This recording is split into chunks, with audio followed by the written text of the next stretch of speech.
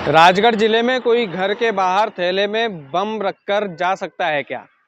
राजगढ़ जिले के जितने लोग इस वीडियो को देख रहे हैं वो ये कल्पना कर सकते हैं कि राजगढ़ जिले में भी ऐसा संभव है क्या कि जब आप घर से बाहर निकलें तो आपको दरवाजे पर एक थैले में बम रखा मिले।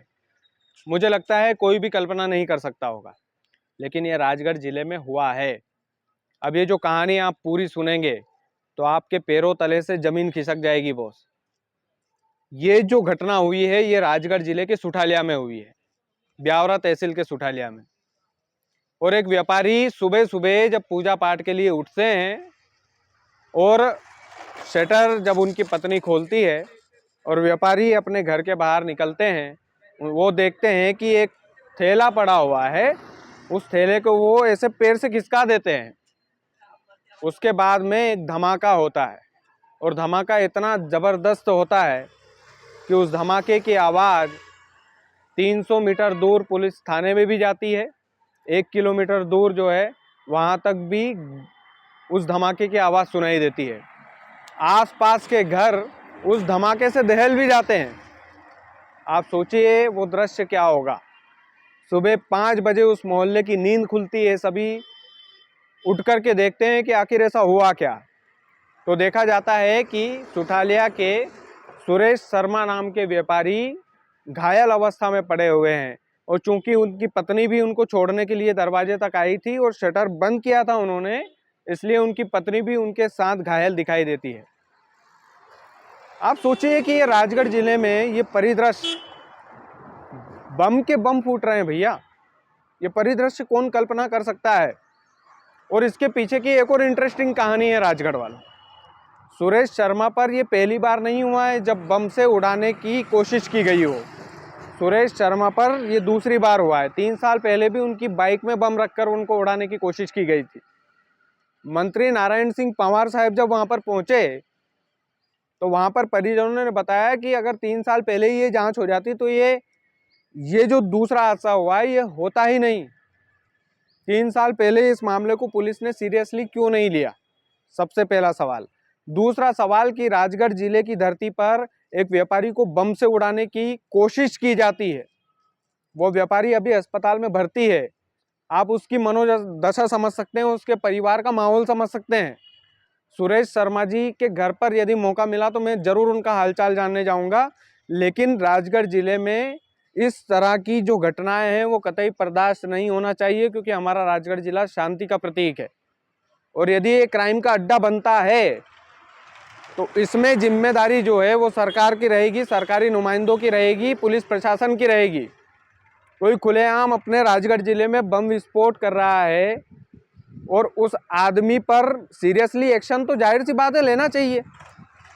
और अगर लेते हैं, जाहिर सी बात है, मुझे पूरा भरोसा है कि मंत्री नारायण सिंह पंवार साहब भी इसको सीरियसली लेंगे, साथ में पुलिस प्रशासन भी इसको सीरियसली लेगा।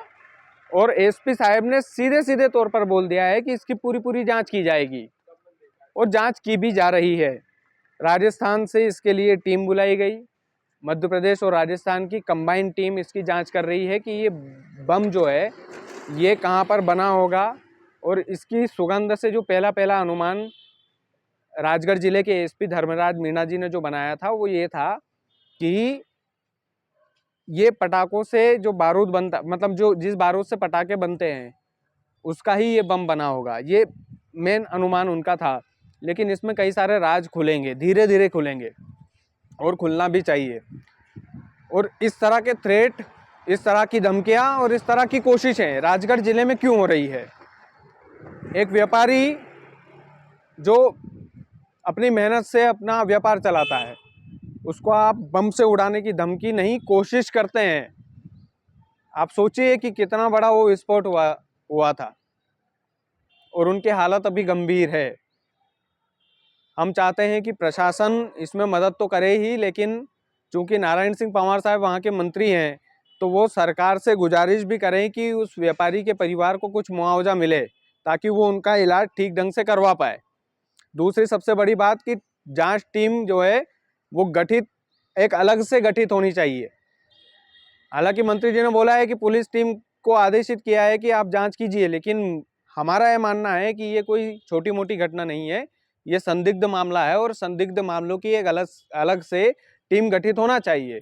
और अगर इसमें टीम गठित अलग से होगी तो निश्चित तौर पर पर्दा खुलेगा और इस तरह के जो मुजरिम हैं वो अगली बार हिम्मत नहीं करेंगे राजगढ़ जिले में इस तरह की घटना को अंजाम देने में।